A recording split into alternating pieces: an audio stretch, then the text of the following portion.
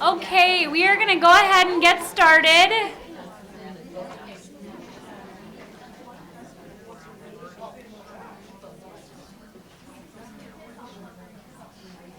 So last but certainly not least, we have Dr. Mary Byrne, who is here from Columbia School of Nursing. I told Dr. Byrne this the first time that we met in person, which was not actually all that long ago, but when I was a graduate student reading work on incarcerated mothers, and Mary was one of the first writers on this topic, very much like an academic hero and someone who I knew existed but actually didn't think, like a mythological, like, who is this amazing woman in New York doing this amazing work, and how did she get inside the prison, and how did she collect the quality of data that she did for so long. And it has been, I think that the content of the work is amazing, but the ability to actually do it is a real testament to the hard work and effort that she's put in. So it is really a great pleasure to have had all of our speakers here today. Mary will wrap it up, and we'll turn it over now.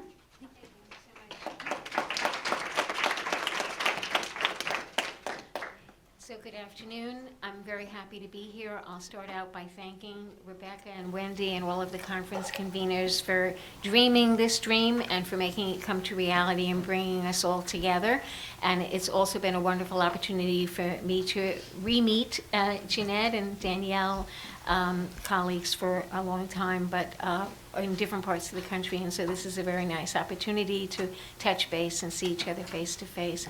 And my goal for the next half hour will be to try to share an experience that for me was unique, and I hope I will make it unique and interesting to all of you so that you can have another take-home message to add to all of the amazing presentations that have preceded me.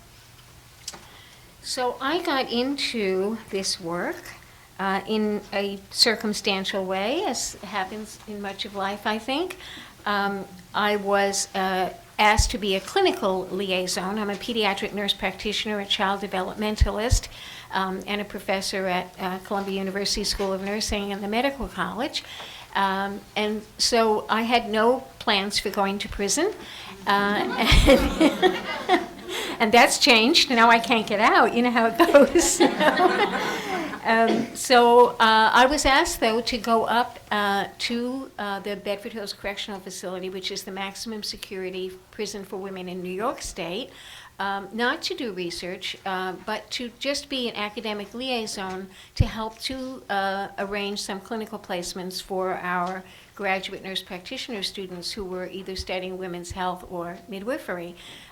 They have a regional medical unit, a hub hospital for 5 prisons located on the grounds of Bedford Hills, and it was a wonderful and unique clinical setting and opportunity for these students.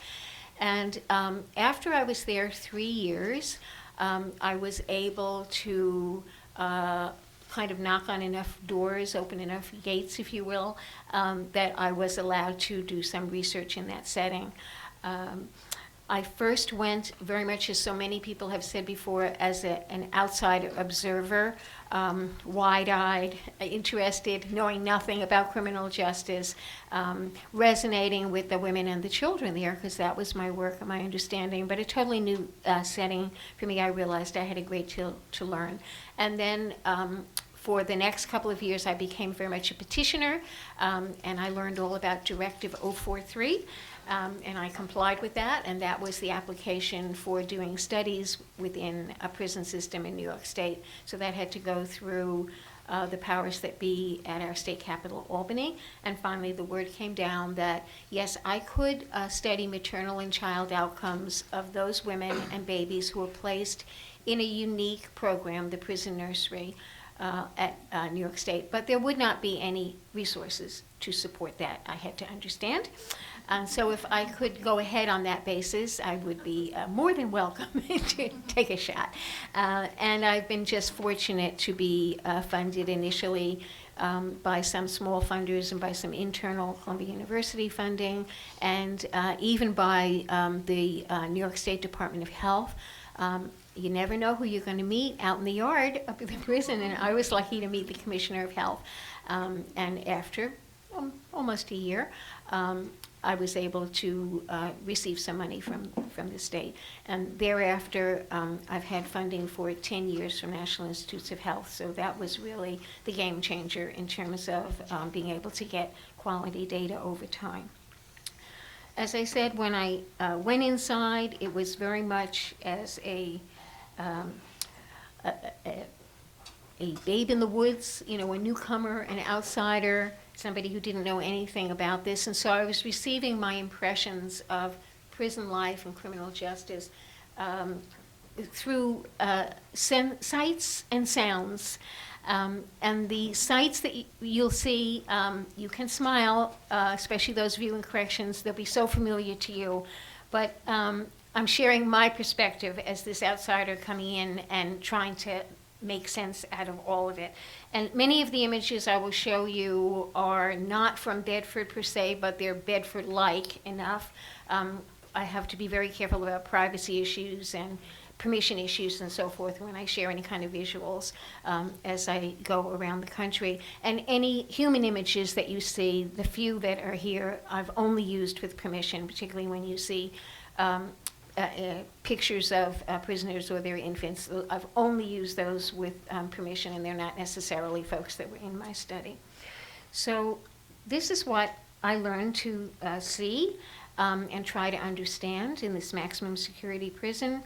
There were gun towers and razor wire, and we were watched wherever we went. That was all new for me, and I had to get used to it.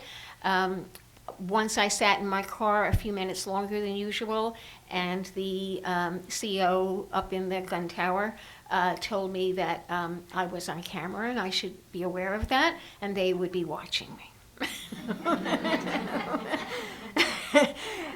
Lots of bars, lots of wires, lots of doors, and long hallways, and very institutional-like older setting. This is an older prison up there. And then some things that you don't expect to see in prison, and that was strollers and cribs and that sort of thing, as I was taken around the prison nursery unit and started asking questions about that.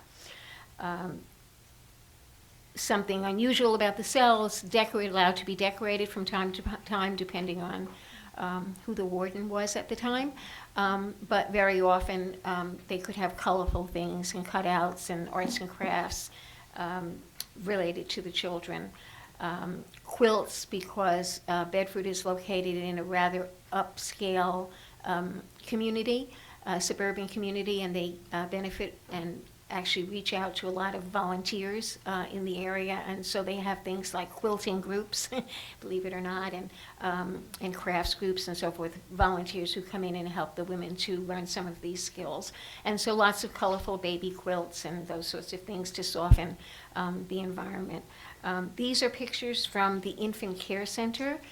There's a full-time weekday, Monday to Friday, 9 to 4 approximately, certified daycare center on the grounds, and it's overseen by someone with a background in child development, a specialist in child development. And so this is a place where the mothers can drop off their babies, those who have babies on the units, and leave them there while they go ahead and do prison programming. And so they don't miss out, for example, on getting their GED or having crime-related programs about domestic violence and so forth, or any of the things that would be benefits. It's a very program-oriented facility. So they don't have to give that up. Starting in 1970, when the prison nursery, which is really over 100 years in existence, but 1970 kind of took off more in the program form in which it is today. And at that time, the prison nursery was considered the program for the women who were eligible to use it. But it was clear that it wasn't enough for their reentry years, and they were actually being deprived of some supports and some additional skills and so forth that they could use when they went out. So that was the start of this daycare center. So it almost feels like, it felt to me as an outsider, like kind of like a working mother model of a business. And in this daycare center, it's large, it's bright, it's colorful, it's developmentally appropriate. but it's also divided into an area for toddler babies and an area for smaller infant babies, so that one does not harass the other or disturb their sleep. The sounds in prison were also very great interest to me. I will always think of metal against metal when I think about corrections. The gates closing, the electric-driven gates making that particular noise as they open and close. The many keys, the many locks, the sound of a key, great big castle-like keys turning in these old-fashioned locks, heavy footfalls, and many different kinds of voices. It took me a while to realize that there was a lot of ambient noise in the prison. You get used to it so quickly that you kind of don't realize it, and it took me a while. I actually realized it when I started listening to some of the audio tapes and videotapes that I was finally allowed to use for my research studies. Now, I have a tape on here, but I don't... You should be able to play it. So this little arrow in the middle is what makes it go, and usually I would click on that in some way. Okay. So listen to some of the noises that I just described. There isn't a lot of background ambient noise on this tape. You'll hear that. And then you'll hear a mother singing to her baby, a sound you don't usually hear inside.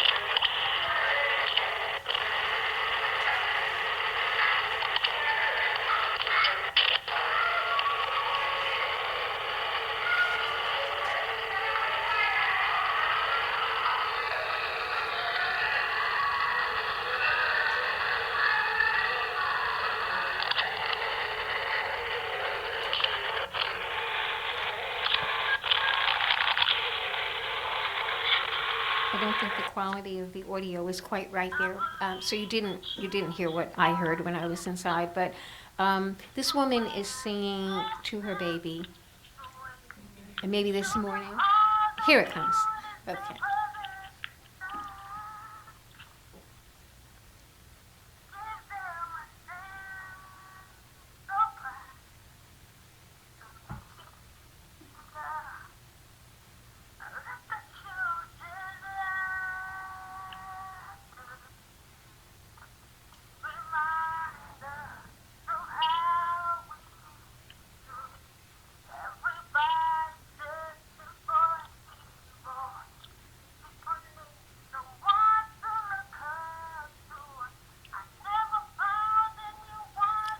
I never found anyone to fill my needs.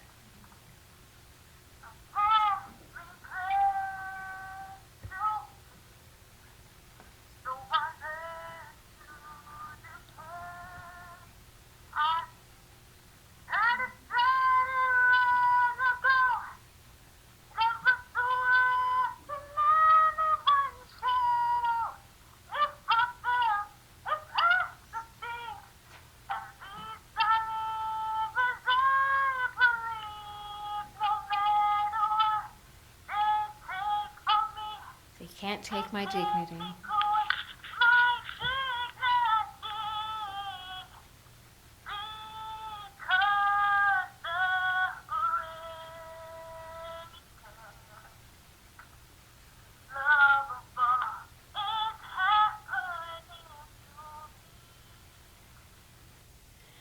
So she believes in children. That song, as you recognize, is not written as a lullaby. It's what this woman knew, what she sang so well, that sort of popular song, and she was singing it to her baby as a lullaby, and her baby was enjoying it and went right off to sleep in her arms.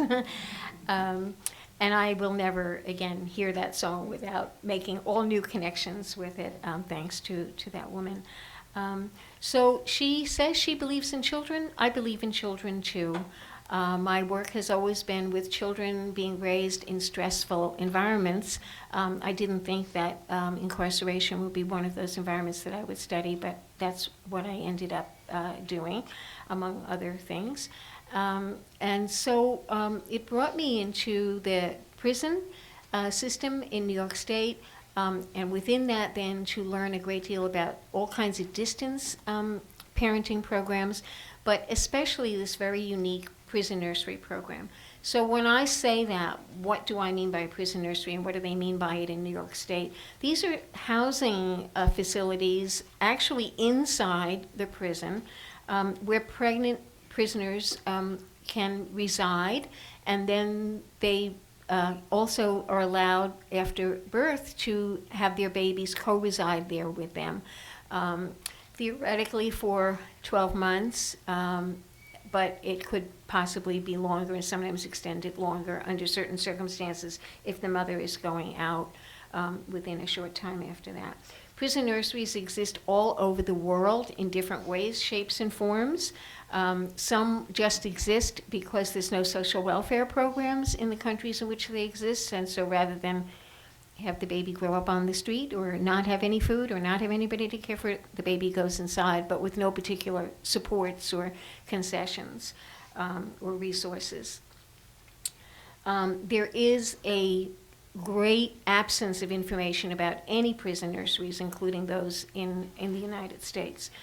In New York State, what is unique is that we do have a bit of legislative entitlement for pregnant women who are incarcerated and want to keep their babies, and that is residing in corrections law, not in criminal law, but in corrections law, in something called Statute 611, and it actually permits incarcerated pregnant women to keep their infants in a prison nursery if the facility is available to them.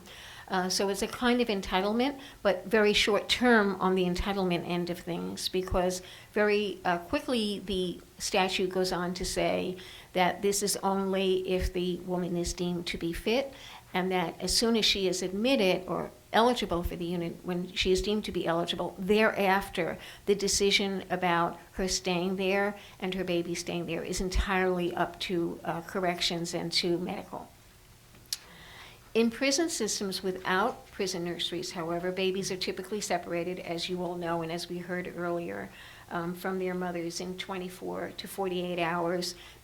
Mother usually goes out to a community or a contracted hospital, and then the baby is taken from her there, and she goes back to prison without her baby. So where there are prison nurseries, there have been up to 13 at the state level throughout the United States over history, but they come and go with no rhyme or reason that I've ever been able to trace in their history. There have been long stretches of time when there was only one, and it was Bedford. And at the present time, there are probably about 8 or 9 with some other legislation pending. But I could almost guarantee from the history of prison nurseries in our country that by the time the new ones come, some other ones will have gone. Each one is unique and different, and the length of stay is quite different across all existing prison nurseries, with a low of 30 days in North Dakota to a high of 18 months with the extension in New York State. And actually, state of Washington has a longer stay. They had gone up to 36 months, and now children can stay for 30 months there. So why would we ever study maternal and child outcomes in a prison setting? And you all know the reasons from listening earlier, how many women who are incarcerated are actually primary caregivers for their children, or they're involved with their children even if they're not the primary caregiver, before they're arrested, before they're sentenced, before they go to prison. And they have the hopes, although not always realized, of going back and maintaining or restructuring their mothering role. And we also know that children of incarcerated parents seem to be at higher risk for getting involved in the criminal justice system themselves. And philosophically, I think the people in this room would agree that mothers in prison and their babies merit support for positive parenting and for optimum child development for the same reasons that all mothers need this support. But why study prison nursery participants? They're a very, very, very small subset. Even though they are a subset of a much larger group, there's probably between 1.6 and 1.7 million children in our country who have incarcerated parents, but only a few 100,000 of those have incarcerated mothers. It's mostly the fathers who are incarcerated, sometimes both. But of all of those babies, who are born to incarcerated women, at the time that they're born, there are only places for perhaps 135, that's all, babies in prison nurseries throughout our whole country. You know, if you just add up the census in the various prison nurseries, that's about the figure you come to. And it will vary from year to year as the prison nurseries close and others open and so forth. Tiny number. But what could be discovered from these? We can learn something about models of academic researcher, corrections, collaborations around research, if nothing else. We can get broader, richer, scientifically accurate descriptions of these infants and what happens to them. We can try out interventions, and all of these things are the kinds of things that I did over my almost 15 years of prison-based research with this very tiny subsample. The hardest thing in the beginning was getting inside and then staying there. I started out by doing an ethnographic study and then a cross-sectional study. And I thought that's all I would ever have the opportunity to do, given sparse resources and distances and small research team and all of the constraints. Much to my surprise, I was able to achieve the funding and resources to do the longitudinal study.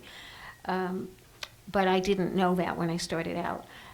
So I didn't plan that I would be inside and that I would be doing these studies for such a long period of time.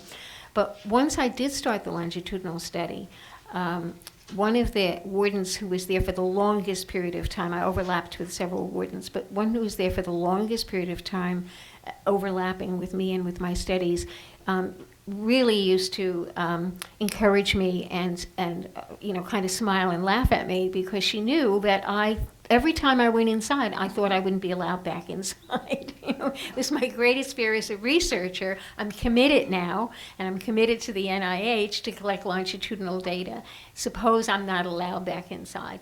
And I saw, you know, instances where other people, they weren't necessarily researchers, but for whatever reasons, and I never knew all of the details and all that went on, but people that I'd be seeing as sort of regulars inside suddenly weren't there anymore. Well, what happened? Well, they, you know, were told to leave. And why? Well, we can't talk about it. That sort of thing. So I thought, oh boy, one of these days I'm going to come to that gate, and everything is not going to be in order, and I won't know exactly where I went awry, and off I'll go, and my longitudinal study will be all finished. But I was that terrible fear didn't occur, and I was welcomed. And finally someone said to me, "What are you talking about? You're an institution." So then I knew I had made it, that I was okay for me to be inside.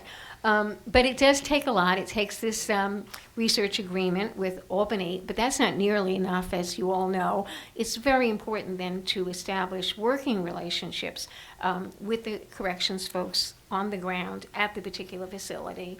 For me, it was not only Bedford, but it was also a facility across the road also had opened in 1990, a prison nursery, and some of the women were transferred from one to the other. It was a medium security prison. Their prison nursery has since closed, by the way, but I fortunately thought ahead and realized that some women would be transferred from Bedford to Connick facility, and so I included them in the study as well, and that was a good thing because it enabled us to follow those women who were transferred without much of a hassle.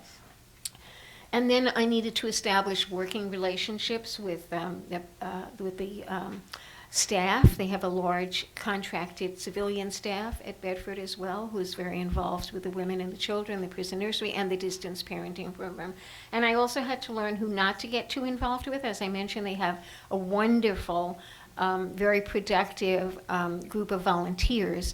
But the volunteers weren't in close enough proximity to what I was doing to completely understand it, but some really wanted to know what I was doing and why, and I quickly found out that less is more, and that to share too much in the wrong, too quickly, without the opportunity to really explain myself, would only serve to haunt me. So I learned to be careful about who I shared with, who I didn't share with, and definitely who I had to be very respectful of and make good working relationships with, as well as contractual agreements. And certainly the most important fellowship within all of that was to establish trust with the women themselves, with the prisoners themselves.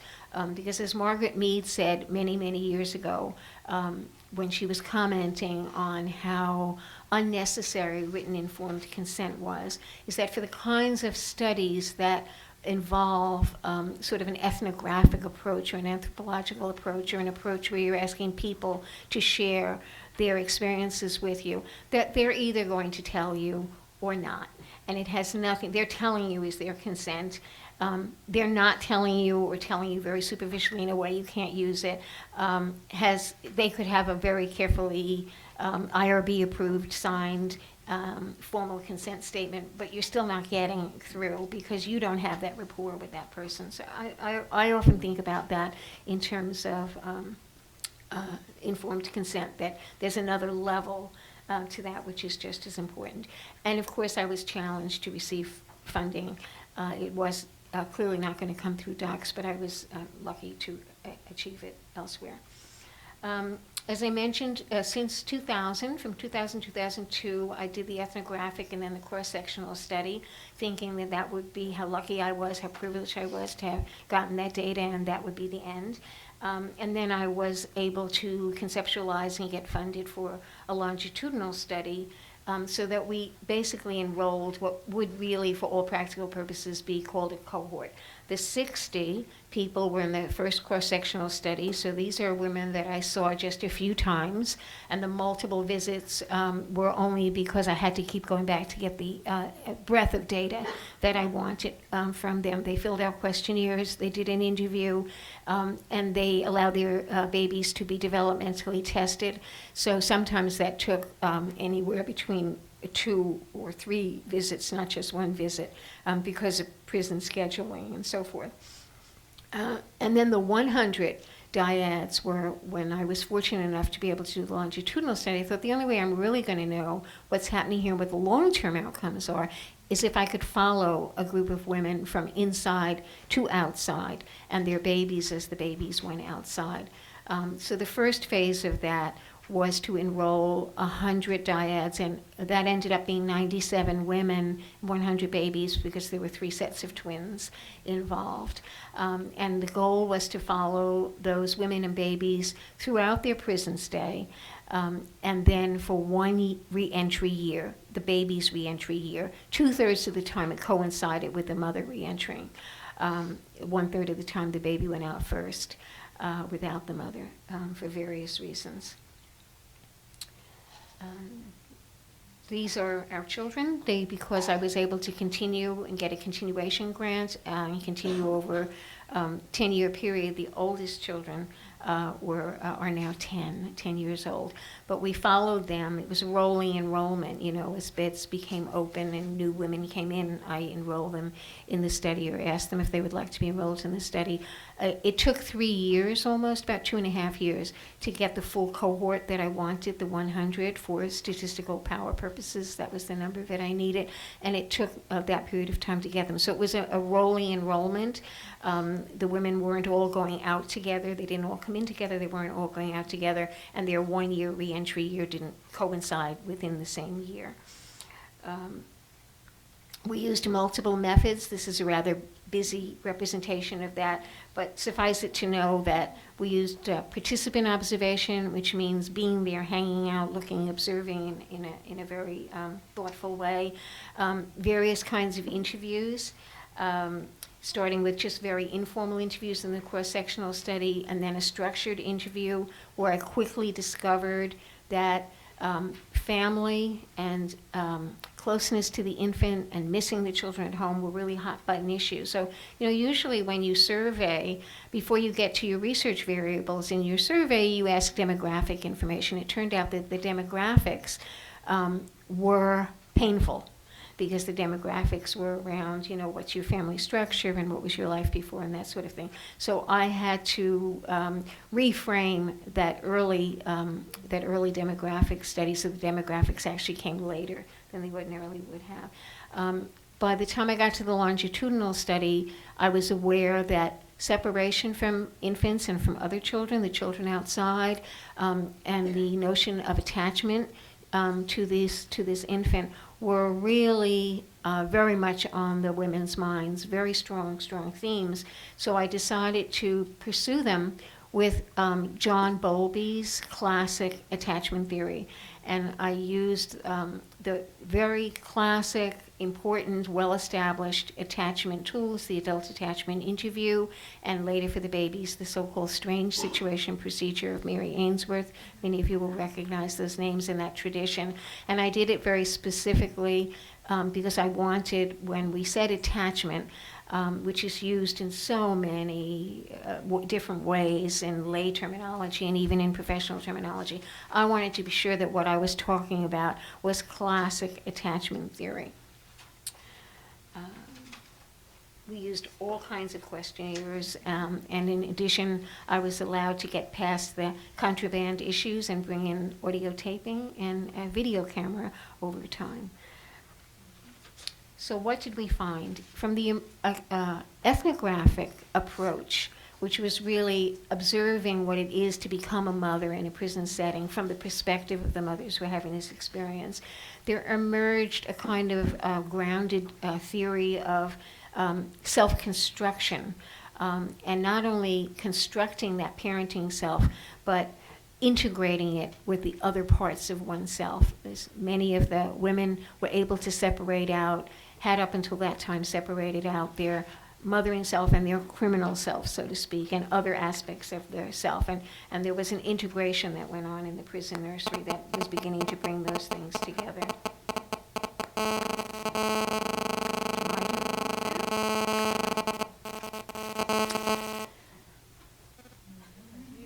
I mentioned the attachment and separation themes, multiple ecological risks as the mothers went back out into the community. We learned in the cross-sectional study that these women had many parenting skills, and in family strengthening approaches and in parenting education approaches, we've learned to identify skills, however sparse they may be, and build on skills, and that is a stronger approach than just trying to take away barriers or weaknesses. So we learned that there were strengths that these women had, particularly in valuing parenting as a role, and certain level of strength in understanding children, but it seemed to come to a crashing halt at about 6 months of child age, and then a misunderstanding or lack of experience with older toddlers, older babies, toddlers, and school-age children. Because we did multiple developmental testing on the ground, we were able to establish that these babies did in fact meet their developmental milestones. You know, this is kind of a sexy topic in the media, especially around Mother's Day and Christmas. And I was bombarded over the years with reporters and others who wanted my videotapes, they never got those, who wanted to interview me, who wanted to know what the story was. And they had so many fascinating, what I would consider bizarre questions as a child developmentalist. But I'll never forget the reporter who wanted to know how many children developed rickets because they obviously never got into the sunshine. The answer is none. But those are the kinds of perceptions from outside. I've always been very conservative about the media because there's often already an agenda, and I didn't want to feed into erroneous agendas. We learned that we needed to, that the science really needed to build and test a model if we were going to be looking at prison nurseries.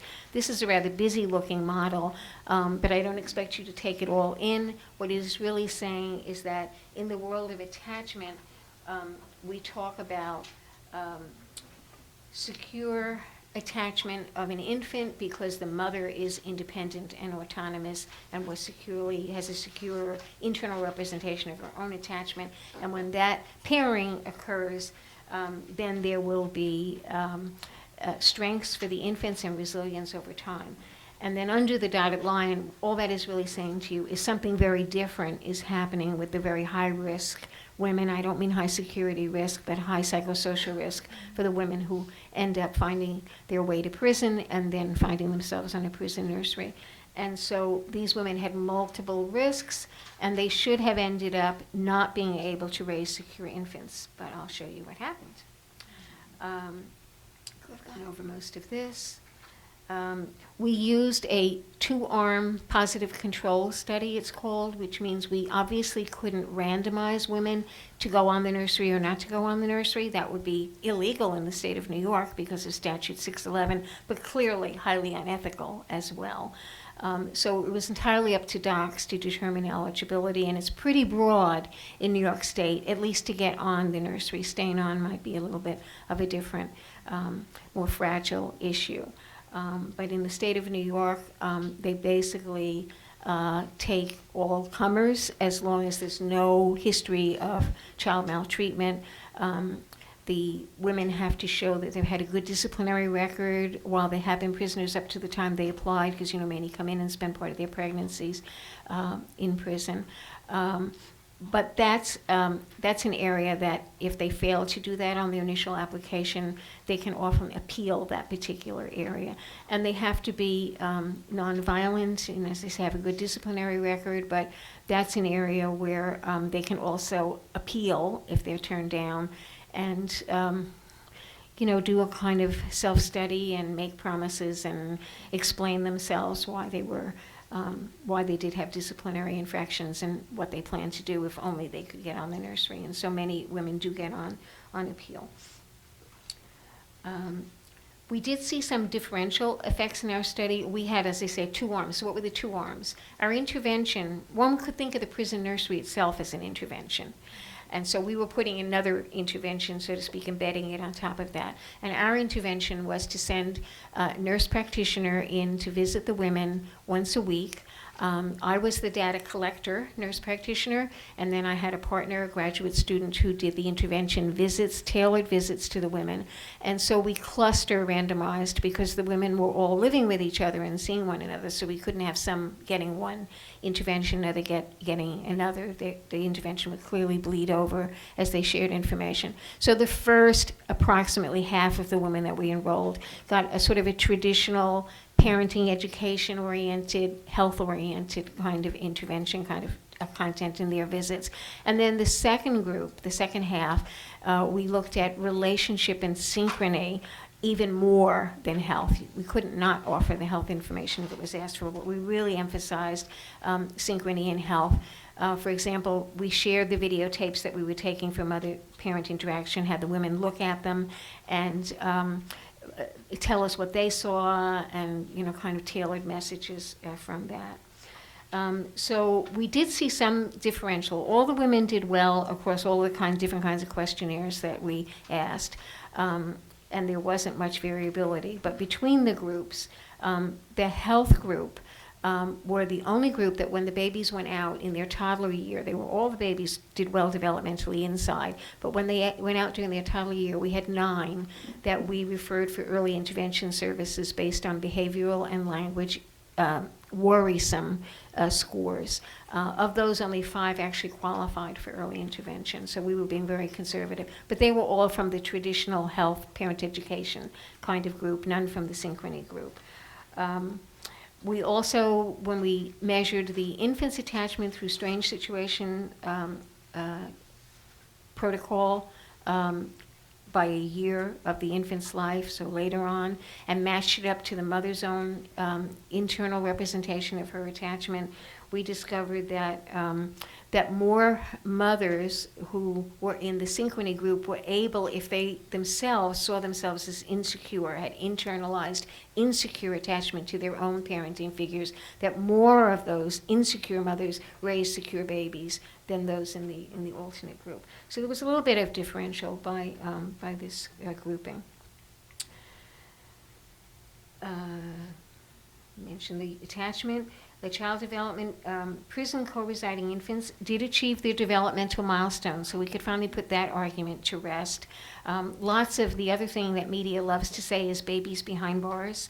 And they love to put visualizations of the baby being held up behind these very foreboding bars and make it sound like why are you punishing the baby because the mother is in prison? So we could put to rest that not only do these children not get rickets, but they also met all their developmental milestones inside. Where did they have trouble? When they went back out during their toddler year and their mother had to face all the ecological risks of the environment from which she came.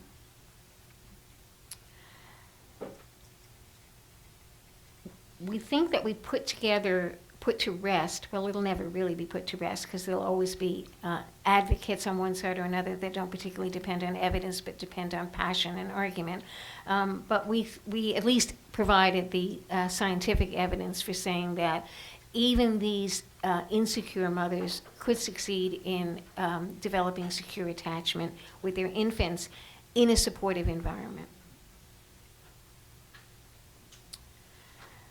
These are the various attachment categories. The first three, even in healthy community populations, everyone isn't secure. But great majority of people are organized in some way.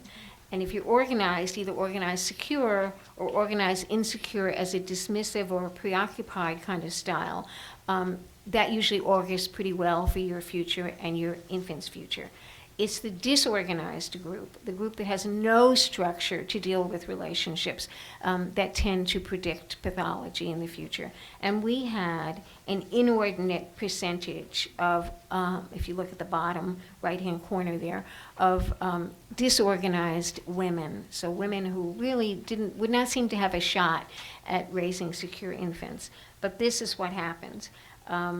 They were able to 78% of the women who stayed longest, who stayed a whole year on the nursery, and 53% of the women whose babies went out early were measurably secure. Infants were measurably secure. Whereas only 35% of these women who were raising them were measurably secure. So when does this happen? We're told that it only happens if there's a powerful intervention. We'll never be able to claim for sure that either the intervention, prison nursery's intervention, or our intervention on top of it was that powerful intervention that made that difference. But we'll propose that it could have been, and that this is something that could be replicated for the same results. We then had a little lag in our funding, and we thought, again, that we were at the end. And after a year of the check being in the mail, the NIH did in fact ante up and provide us with a continuation grant. But by that time we had lost touch with some of our women. So maybe part of that take-home message is if you're doing a longitudinal study with a fragile population, keep in touch with them just in case. So we learned better how to do that as we found we could go ahead. But we were only able to find 53 women with 55 babies for the second part of our study. And for part of that, the main thing we found by following these women long term, and I know this conference is primarily interested in what happens inside and soon after, so I can share the long term at another time with you all or through publications. But we did find out that a big issue is re-entry years and the multiple barriers and the ecological risks, and the more we can do to prepare women to go back out, the better. Our women made a good progress outside, as did the infants. One of the biggest issues was substance abuse in terms of separation of mother and baby. Interestingly enough, the women often anticipated relapses, and they relied on family caregivers to fill the gaps. So the family caregivers, though, were kind of taking on, shouldering a lot of the burden. And so they didn't lose their babies, but the baby did lose the mother for a period of time while she was either relapsing or even in a drug recovery program. Very few of them are mother-baby programs. We heard frequently from our mothers, and this is just, I don't know how well you can see that, but a very passionate letter from one of the mothers when her infant was about 2, saying that she never would have stayed sober and made the strides that she made if it hadn't been for the programs in prison and for our program. All of this data is published. We traced infants as they went outside and found that the ones who stayed more seamlessly with their mothers inside and outside were more likely to be with them 3 years later. And we also discovered that their mothers were less likely to have substance abuse problems if they were in our relationship group. That child development continued, the children continued to do well. We've made comparisons with national large data sets like the National Survey of Child Development in Fragile Families is another large data set, and we're able to establish that since we obviously didn't have randomized controlled trial. Our recidivism statistics, like for other prison nurseries, are lower than general population statistics. And we've learned to rely on trust that we might just be able to follow people for longer than we think we can, even if they're in very fragile situations, that the women are enormously thankful for, as other speakers have mentioned before, for the opportunity not only to get help themselves, but to be participants, subjects who are helping others. And I'll just click through this. And I would be remiss not to acknowledge my entire research team, small but interdisciplinary, dedicated, and included, among others, my ethnographic approach is that our women who participated in the study were our co-investigators, and we will always be thankful to them as well as to their growing children. Thank you very much.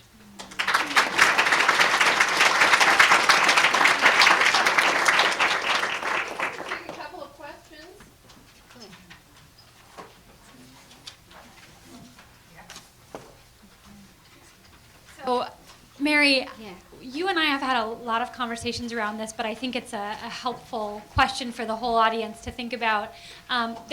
Prison nurseries are highly politicized in a variety of ways. You know, you talk about the media images of the baby behind bars, and if not a prison nursery, what are alternatives to preventing moms and babies from being separated, which may have similar outcomes, or do they potentially have similar outcomes for maternal and child health? I appreciate that question because I went into this not as an advocate for prison nurseries, but just to answer the question, what were the outcomes for these mothers and babies? And I do realize that they have shortcomings as well as strengths, and that one way, to answer your question, to prevent separation is not to send the mothers to prison. Now, people have approached that in different ways. Some judges will allow the mother to stay outside until she delivers the baby, but then there's still a separation. In some other countries, Jeanette and I were talking about this in some parts of Scandinavia, they'll postpone the incarceration until the baby is 9 months, but those among us that were psychologists and child developmentalists know that that's like the worst possible time to impose a separation on a securely attached baby. So probably one of the major answers is alternative to incarceration programs. In New York, the Brooklyn District Attorney's Office, the last district attorney who was in his position for several terms and has left recently, was voted out recently, he was passionate about developing alternatives to incarceration because he was weary of sending women to prison and then sending their children to prison a generation later. He began to see that pattern and was thinking about something. And one of his senior ADAs, Terry Fabi, dreamed the dream of an alternative to incarceration program in Brooklyn, which is one of the largest criminal justice constituencies in the nation. And they succeeded in establishing something called Drew House, which was named after the then DA's mother, Regina Drew. And we had the privilege of being able to evaluate its outcome in a very small way. When we evaluated it, it was up and running for only 2 years. And so there were only 9 mothers and 13 babies who had gone through the project. But it really had very good outcomes, and the mothers were able to keep their mandates, and none had to go to prison. It was a true ATI program, Alternative to Incarceration program. Unlike many that carry that name, but they're more like last chance programs, or then you'll go to prison. These women were going. They were sentenced. They were on their way, and then they were given the opportunity to consider Drew House as an alternative, and they could live in a community house with their children. And so that seems to have been successful, but it has not been possible to replicate it for resource reasons yet. But that direction, and in fact anything in the way of alternative to incarceration is very useful. There's another program now which functions more like a house arrest program, which the Women's Prison Association has supported in New York. So that's close to the Drew House pattern, and that seems to be working well also. And to back it up along behind the full spectrum, anything that provides prevention on that pathway to prison is going to prevent these kinds of separations with the children and the mothers. So all preventive programs are very, very important. And the real gap that we saw as our mothers went back out into the community were mental health programs, family mental health programs. They were asking for those, begging for those. Developmental programs for those handful of children, it was really only a handful, who were running into developmental and particularly behavioral problems, but nowhere to take these children early on before they got into real trouble. And of course, substance abuse recovery programs. We don't know yet what the cause is of substance abuse, so how can we really know what the recovery is, what the way to recover is? But we do know a great deal about how to make things better, how to prevent relapse, how to support people while they're struggling with addictions and trying not to return to relapse into that program. So there are many things that could be done, and there are not nearly enough programs, especially early on. So any kind of community support for mental health, family mental health, and substance abuse prevention, and then recovery programs in the community are certainly ways to avoid those kinds of separations. I think one more question. And pull out your evaluation forms too while we're taking another question, and maybe I'd just like you to talk just a little bit more about the health, the two groups that had received the health versus the synchrony group. Well, the health... What was done in those Yes, programs? yeah. Content-wise, what we dubbed the health program was really like a traditional parenting education program. I mean, both programs were good, and both had very similar outcomes, with the exception of the ones that sort of target-specific ones that I mentioned to you. So the health program, very much like any parenting education program, where you're talking about immunizations and nutrition and how babies gain weight and basic discipline for babies and what a baby is capable of doing at different ages and that sort of thing. All important knowledge. The relationship program really focused strongly on the mother-baby relationship, on synchrony, on how do you know you're in sync with your baby, on how do you know when your baby is sort of done and really can't take in any more stimulation, on what it means when your baby is crying, on what it means when your baby is too tired to interact with you. It's not personal, you know, it's to insult you. It means something very different. So really a lot of emphasis on those things, not to the exclusion of any health questions that came up, because we really couldn't not answer them, but a real emphasis on that. And now our work is, we've learned from that, and we've learned from some of the literature, particularly Nancy Suckman's work in Yale Child Study Center, as well as Peter Fonagy's work in UK. We've really become very interested in the reflective functioning paradigm, and it's not unlike what we were doing in our relationship program. So now we're doing, developing, we've tested for 3 years, programs for mothers in terms of how they relate or interact with alternate caregivers in the community.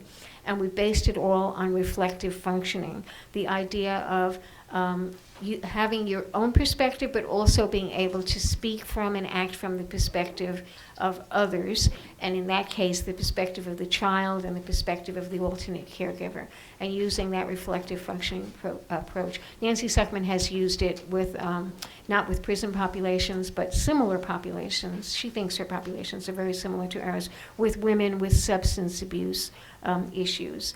They're group programs. So in that way, they might be the same or different than traditional parent education programs. One is not in conflict with the other. You can have both.